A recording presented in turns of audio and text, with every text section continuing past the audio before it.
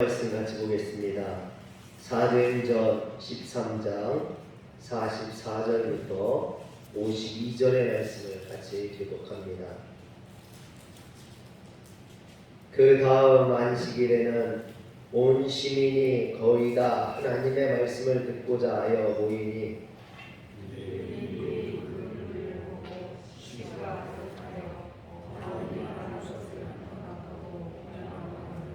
바울과 바나바가 담대히 말하여 이르되 하나님의 말씀을 마땅히 먼저 너희에게 전할 것이로되 너희가 그것을 버리고 영생을 얻기에 합당하지 않은 자로 자처하기로 우리가 이방인에게로 향하노라.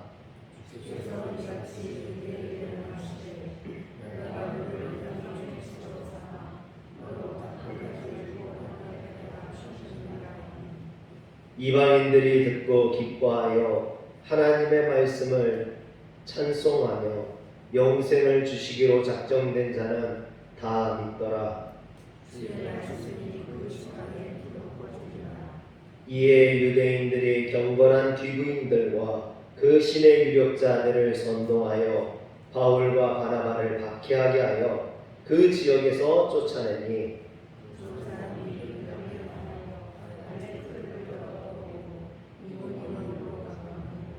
제자들은 기쁨과 성령이 충만하니라.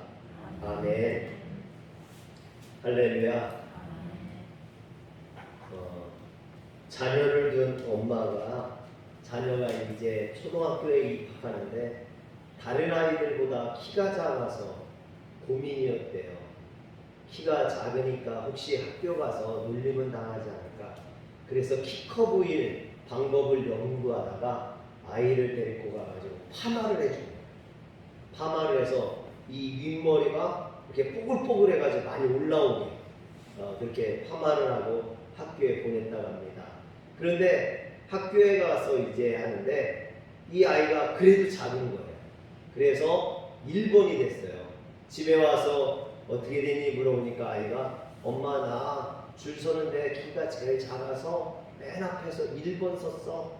그러더래요. 그래서 그 엄마가 마음이 아파가지고 자기 생각대로 뜻대로 잘 되지 않고 아이가 상처받진 않았을까 걱정하는데 아이가 그러더래요.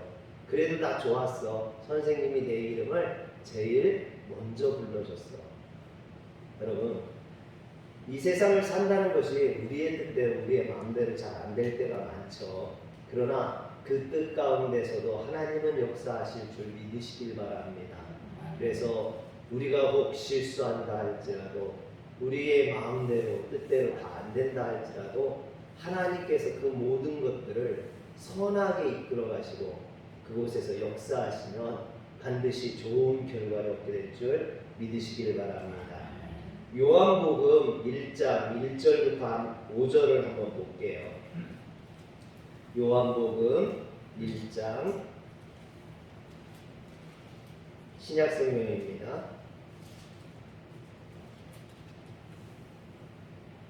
교독하겠습니다. 태초에 말씀이 계시니라. 이 말씀이 하나님과 함께 계셨으니 이 말씀은 곧 하나님이시니라.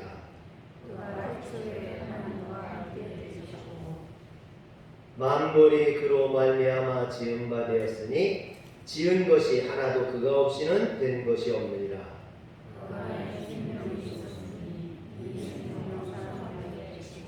빛이 어둠에 비치되 어둠이 깨닫지 못하더라. 아멘.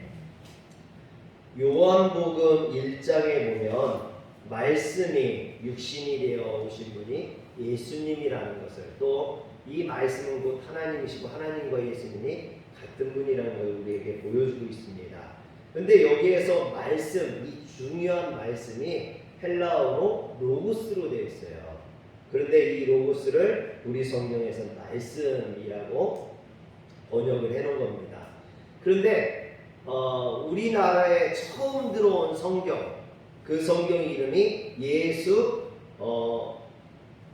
성교 전서 이렇게 돼 있어요. 그런데 거기에 보면 이 말씀이 로고스가 말씀이라고 번역을 해놓지 않았어요. 이 예수 성교 전서 같은 경우에 1887년에 만주 봉천에서 존 로스 선교사가 우리나라 말로 번역한 성경입니다. 거기 보면 어떻게 되어 있느냐면요, 보여주시겠어요? 처음에 도가 있되 도가 하나님과 함께하니 도는 곧 하나님이라. 이도 처음에 하나님과 함께하며 만물이 말미암아 다 지었으니 지은 바는 하나도 말미암지 않고 지음이 없느니라. 도에 생명이 있으니 이 생명이 사람들의 빛이 되어 빛이 어두운 데 빛이 돼 어두운 데는 알지 못하니라. 우리가 갖고 있는 요한복음과 조금 다르죠. 특히 말씀이라는 부분이 뭘로 번역이 되었어요? 도라고 번역이 되어 있어요. 도. 말씀을 도라고 번역한 것을 보게 됩니다. 이 도라는 것은 길이라는 뜻이죠. 하나님은 생명의 도이시며 그 생명의 도가 육신을 입고 이 땅에 오신 것이 그리스도 예수라고 말하고 있습니다. 그래서 저는요, 개인적으로 말씀보다는 도가 더 저에게 의미적으로 와 닿지 않나 그런 생각을 합니다. 물론 예수님의 어떤 선재성이나 영원성을 가진 하나님이라는 사실을 헬라 문화권에 접할 때는 로고스라는 것이 가장 그것을 잘 증명했어요. 그리고 이 로고스라는 말을 번역하면 말씀이 가장 합당한 번역이긴 합니다. 또 이것을 도라고 잘못 번역을 하면 불교나 또는 다른 종교에서의 도로 오해할 소지가 있죠. 그리고 우리가 구원받는 것은 이 도라고 했을 때는 인간이 수행을 통해서 얻을 수 있는 도로 구원으로 오해할 수 있다라는 거죠. 우리가 구원받는 것은 우리의 수행을 통해서가 아니라 하나님의 은혜를 통한 구원이죠. 그래서 이 도를 처음에는 도라고 번역했다가 이것을 나중에는 말씀으로 바꾼 거예요. 하나님의 은혜, 하나님의 말씀, 이런 말씀으로 바꾼 거죠. 그런데 이것을 말씀이라고 번역을 하고 우리가 이제 이걸 말씀으로 읽다 보니까 한 가지 단점이 있는데 그게 뭐냐면 성도들이 하나님의 은혜와 구원을 통해서 우리가 말씀을 통해서 구원받는 건 사실이긴 한데요. 그 말씀을 통해서 구원받는다라고 이야기를 하니까 우리의 어떤 노력, 수고, 이런 삶의 변화, 이런 예수님을 따라가는 그 도의 길이 없다라는 거예요. 그냥 말만 있는. 그래서 예수를 안 믿는 사람들이, 교회 다니는 사람들은 말만 잘해. 그러는 이 말만 앞세우는 교회가 되지 않았나. 그런 것들이 좀 아쉽고 단점으로 지적된다는 거죠. 그래서 이것을 말씀이라고 읽지 않고 도라고 읽으면 그 느낌이 달라져요. 태초에 도가 계시니라. 이 도는 하나님과 계셨으니 이 도는 곧 하나님이시며. 이렇게 읽으면 그 느낌이 달라진다는 겁니다. 이는 도라는 것이 마땅히 지켜야 될 이치를 의미하기 때문이에요. 옛부터 우리 선조들은 도를 추구하며 살았습니다. 이때 도를 추구하는 것을 수도라고 하고요. 그 도를 추구하는 사람들을 구도자라고 이야기를 합니다. 어떻게 보면 우리는 구도자라는 거예요. 하나님의 도를 따라가는 사람, 그 길을 걷는 사람, 그런 의미에서 우리는 구도자라고 할 수 있습니다.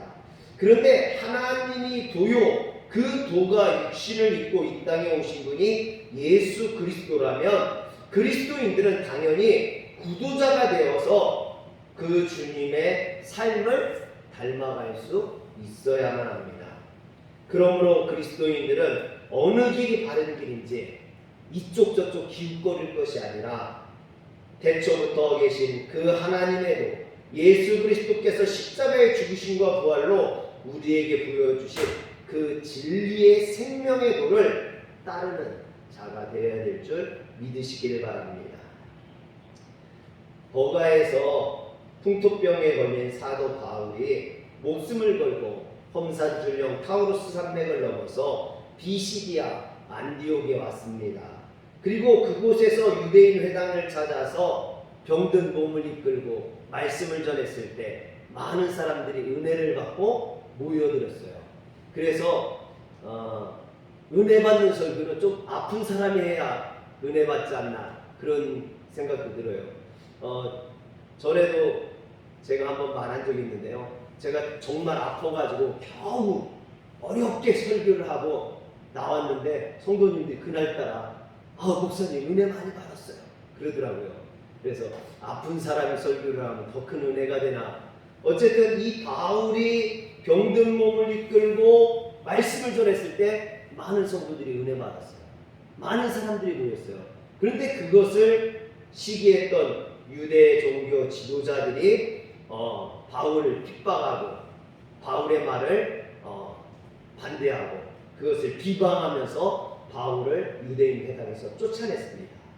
여러분, 유대인 회당에서 쫓겨났지만 바울은 실망하지 않고 낙심하지 않고 회당 밖에서 길거리에서 주의 복음을 전함으로 인하여서 많은 부흥의 역사가 일어나서 그 지역에 복음이 많이 전파되었습니다. 그런데 이 유대교 종교 지도자들은 이것을 용납할 수가 없었던 거죠. 그래서 귀부인들과 그리고 그 비시디아 안디옥의 유지들을 통해서 바울을 핍박하게 됩니다. 그리고 바울을 그곳에서 아예 쫓아내게 되죠. 복음을 전하던 바울이 쫓겨남으로 이제 막 비시디아 안디옥의 복음의 씨앗이 떨어지고 거기에서 싹이 나고 복음에 뭔가가 일어나려고 할 때 바울이 쫓겨남으로 인해서 어떻게 보면 선교의 위기를 맞는 어려움을 당하는 그런 계기가 됩니다. 또 바울이 그렇게 수고하고 애써서 병든 몸을 이끌고 복음을 전해서 열매를 맺었는데 그 모든 수고와 노력이 헛사로 끝나버린 위기에 처하게 됩니다. 그러나 여러분, 성경은 우리에게 그렇게 이야기하지 않죠. 우리의 그런 걱정과 근심이 모두 기우였음을 보여줍니다. 오늘 말씀 52절에 보면 제자들은 기쁨과 성령이 충만하니라 그랬어요. 비록 사도 바울이 비시디아 안디옥에서 쫓겨났지만 바울로부터 복음을 전해들은 비시디아 안디옥의 그리스도인들은 바울이 떠난 뒤에도 기쁨과 성령이 충만한 삶을 살았다라고 이야기합니다. 어떻게 이런 일이 가능할 수 있었을까요? 바울이 예전처럼 교회를 핍박하는 그런 폭도였다면 아무리 비시디아 안디옥을 여러 번 찾는다 할지라도 이런 역사가 일어나지 않았을 겁니다. 그가 빛 가운데 역사하신 예수님을 만나고 그의 삶이 변화되었기 때문에 그의 인생이 하나님의 도를 쫓는 구도인의 인생이었기 때문에 그 바울이 전한 복음이 능력 있고 힘이 있을 수 있었던 것입니다. 이처럼 바울이 구도인이 되어 자기 부인과 자기 희생을 통해서 복음의 씨를 뿌렸기 때문에 이 복음의 씨는 바울이 없어도 비시디아 안디옥의 성도들의 마음에서 기쁨과 성령의 충만한 열매를 맺을 수 있었던 것이죠. 이처럼 구도인 한 사람으로 인해서 수많은 사람들이 새롭게 되고 그들을 기쁨과 성령으로 충만하게 할 수 있습니다. 오늘 우리 사회에서 교회가 세상을 새롭게 하기보다는 비판의 대상으로 전락하는 것은 교회에 다니는 어떤 교인의 숫자가 적어서나 교회가 없어서가 아니라는 거죠. 오늘 교회 안에 이런 도를 따르는 예수님의 진리를 따르는 구도자가 없기 때문이라는 겁니다. 여러분, 하나님께서 천사를 통해서 소돔과 고모라를 멸하시겠다고 말했을 때 아브라함이 하나님께 부탁합니다. 창세기 18장 23절 24절에 보면 의인을 악인과 함께 멸하려 하시나이까 그 성 중에 의인 50명이 있을지라도 주께서 그곳을 멸하시고 그 50의인을 위한 용서하지 아니하시겠나이까 라고 간구합니다. 그러자 하나님께서 뭐라고 하십니까? 내가 만일 소돔 성 가운데 의인 50명을 찾으면 그들을 위하여 온 지역을 용서하리라. 여러분, 그런데 이 소돔에 의인 50명이 아니라 의인 단 10명도 없어서 결국은 소돔이 멸망받게 되는 것을 보게 됩니다. 오늘날 여러분, 우리 한국 교회가 의인 10명이 없어서 멸망받는 교회가 될까봐 두렵고 떨립니다. 사랑하는 성도 여러분, 우리가 그 의인 10명에 들어가야 될 줄 믿으시기를 바랍니다. 이 시대의 의인이요 기쁨과 성령이 충만한 구도자가 되어서 하나님의 교회를 바로 세우고 많은 영혼들을 구원할 수 있기를 주의 이름으로 축원합니다. 우리말에 이판사판이라는 말이 있습니다. 어떤 일이 뒤죽박죽 엉망진창이 된 상태나 막다른 데 이르기까지 궁지에 몰린 상황을 이판사판이다 그럽니다. 그런데 이 이판사판은 원래 불교에서 온 말이에요. 불교 스님들 중에 이판 스님과 사판 스님이 있다고 그래요. 여러분, 이게 무슨 말이냐면 이판 스님들은 참선이나 경건이나 또는 포교나 불교의 교리를 연구하는 스님들이고요. 사판 스님들은 사찰의 운영을 맡아서 관리를 하는 그런 행정승들을 의미합니다. 그런데 가끔 그 절 안에서 이판사판 싸움판이 벌어질 때가 있죠. 그럴 때는 어떤 때냐면 이 사판 스님들이 절의 어떤 운영권을 가지고 서로 조직폭력배를 동원해서 서로 싸운다든가 스님들이 막 그 소림사 중들처럼 막 이렇게 강공을 휘두르고 싸우기도 하고, 그래서 사람들이 스님들이 왜 저래? 그래서 그런 말들을 들을 때 보면은 그 절에 사판 스님들이 그렇게 이권과 권력과 어떤 돈의 욕심에 빠져서 그렇다는 거죠. 근데 여러분, 저는 이것이 오늘 교회도 마찬가지라고 생각을 해요. 교회들이 이렇게 세상에 조롱을 받고 세상에 손가락질을 당하는 이유가 뭐냐면 이 교회 안에 그런 사판 목사님들, 이권이나 어떤 정치나 이런 데 목사님들이 빠져가지고 예수 그리스도의 돈을 쫓는 것이 아니라 정치판에 뛰어들고 또 어떤 이권에 뛰어들고, 그래서 이런 것들 때문에 교회가 잘못되고, 목사님들뿐만 아니겠죠. 성도님들도 마찬가지고 그렇다라는 거죠. 그럼에도 불구하고 여러분, 절이 아직도 있는 것은 이판 스님들이 그 수도와 묵상과 진리를 추구하기 때문이라고 그런답니다. 여러분, 오늘 우리 교회들의 이런 이판 스님과 같은 이판 목사님들이 있어야겠죠. 진리를 쫓는, 하나님의 도를 따르는, 복음을 쌓아가는 그런 사람들이 있어야 이 교회가 바로 설 수 있다라는 것입니다. 그런데 구도자에게 있어서 정말 중요한 것은요, 중요한 훈련법 중에 하나가 침묵 수행이라고 그래요. 교회에서 우리가 하는 영성훈련 중에 이 침묵 수행이 반드시 있어야만 한다고 그럽니다. 여러분, 그런데 우리 교회에서는요, 침묵 수행이 없어요. 늘 부르짖고 간구하고 이런 것만 있지, 소리 지르고 이런 것만 있지, 우리가 조용히 하나님의 뜻을 듣는 그런 침묵하는 수행이 부족하다라는 거죠.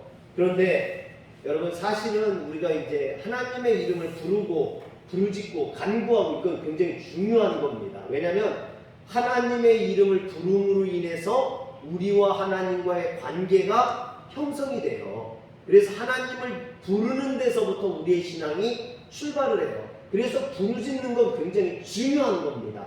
그런데 부르짖기만 해서는 안 된다는 거죠. 우리가 부르짖기만 하면 안 된다는 겁니다. 가끔 성도님들한테 전화가 와요. 이렇게 전화가 와서 제가 그 전화를 받습니다. 네, 그러면은 성도님들이 막 얘기를 해요. 그럼 제가 네. 그런데 제가 뭘 얘기를 하려고 하면 뚝 끊어버리셔요.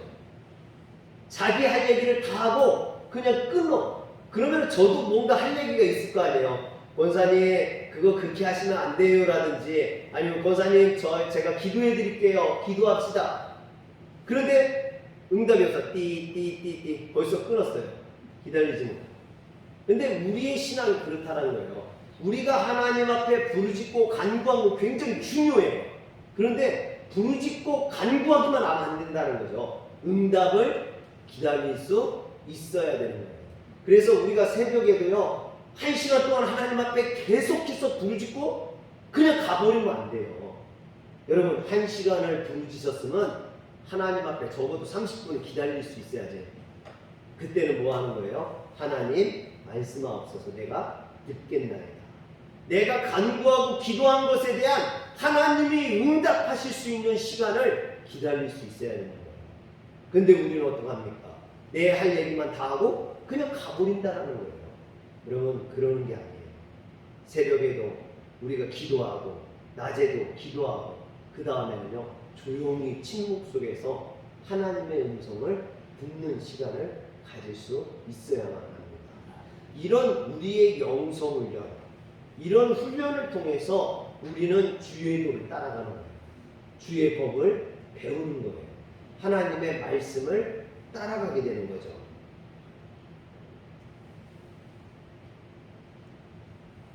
이처럼 응답받는 시간을 가져야 됩니다. 여러분, 1시간 기도한다면 한 30분이라도, 또 한 30분을 기도한다면 한 10분만이라도 이렇게 하나님의 음성을 듣는 시간을, 침묵의 시간을 가지시기를 바랍니다. 또 우리는 구도자로서 사도 바울처럼 도를 전할 수 있어야 됩니다. 주의 복음을 전해야겠죠. 이것을 전도라고 해요. 전도. 그런데 이 전도와 비슷한 말로 선교도 있고요, 포교도 있죠. 여러분, 전도라는 것은 교리를 믿지 않는 사람들에게 그들에게 신앙을 전하는 것, 이게 전도죠. 또 선교는 뭡니까? 선교는 교리를 믿지 않는 사람들에게 신앙을 가르치는 것, 전하는 것. 포교라는 것은 내가 속한 곳에 그들을 데려오는 것을 포교라고 하죠. 이런 전도나 선교나 포교는 우리에게 있어서 매우 중요한 겁니다. 왜냐하면 구원의 복음을 전해야 되기 때문에 그렇죠. 그런데 여러분, 우리가 전도나 선교나 포교를 하면서 정말 중요한 것을 잃어버리고 있어요. 뭐냐면은 이 전도와 포교와 선교를 한다고 하면서 그들에게 어떤 제도나 형식이나 교리나 기독교나 이런 것을 전하려고 한다는 거죠. 그러나 정말 중요한 것은 뭐냐면 예수 그리스도를 전할 수 있어야만 한다는 겁니다. 어떤 기독교라는 형식, 우리가 전도하면요, 무조건 우리 교회 데리고 오는 게 전도인 줄 알아요. 그게 아니라는 거예요. 선교, 그러면은 외국에 나가서 전하는 것을 선교인 줄 알아요. 그게 아니에요. 여러분, 전도나 선교는요, 바로 예수 그리스도의 복음을 전하는 것. 하나님께서 우리를 사랑하셔서 인간의 몸을 입고 이 땅에 오셔서 우리를 위해 십자가에 못 박혀 죽으심으로 우리를 구원하셨다는 이 구원의 복음, 구원의 진리를 전하는 것, 그게 바로 전도요 선교라는 거죠. 오늘 우리가 전해야 될 건 그것입니다. 진정한 전도와 선교는 인간의 은혜에 만들어진 제도나 형식을 전하는 것이 아니라 이처럼 주님의 복음을 전할 때 그곳에서 기쁨이 나오고 성령의 충만함의 역사가 일어난다는 겁니다. 사랑하는 성도 여러분, 여러분들이 이 복음에 붙잡힌 구도자가 되기를 원합니다.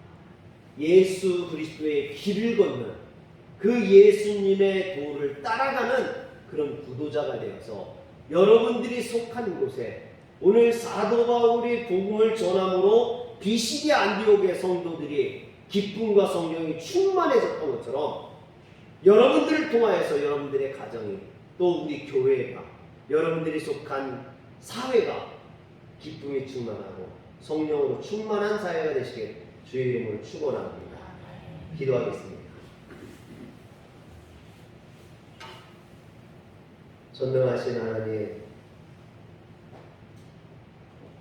오늘도 우리가 주님의 길을 걷는 주님의 구도자가 되어야 되는데, 우리가 말로만 신앙을 외치고 우리의 삶으로는 주님을 따르지 못할 때가 너무나 많았음을 주님 앞에 고백합니다. 우리를 불쌍히 여기시고 긍휼히 여기주셔서 우리의 마음 깊은 곳에서부터 겸손히 주의 복음을 받아들이고 그 복음을 따르게 하여 주옵소서. 주님의 말씀이 내 안에 있다면 내가 기뻐하게 하시고 내가 성령으로 충만하게 하여 주옵소서. 또한 나만 기뻐하고 나만 성령 충만한 것이 아니라 내가 가진 이 예수 그리스도의 복음을 나의 가족들에게, 이웃들에게, 내가 속한 모든 사람들에게 전함으로 그들 또한 비시디아 안디옥의 성도들처럼 기뻐하며 성령이 충만할 수 있도록 주님 도와주시옵소서. 우리 주 예수님의 이름으로 기도합니다. 아멘.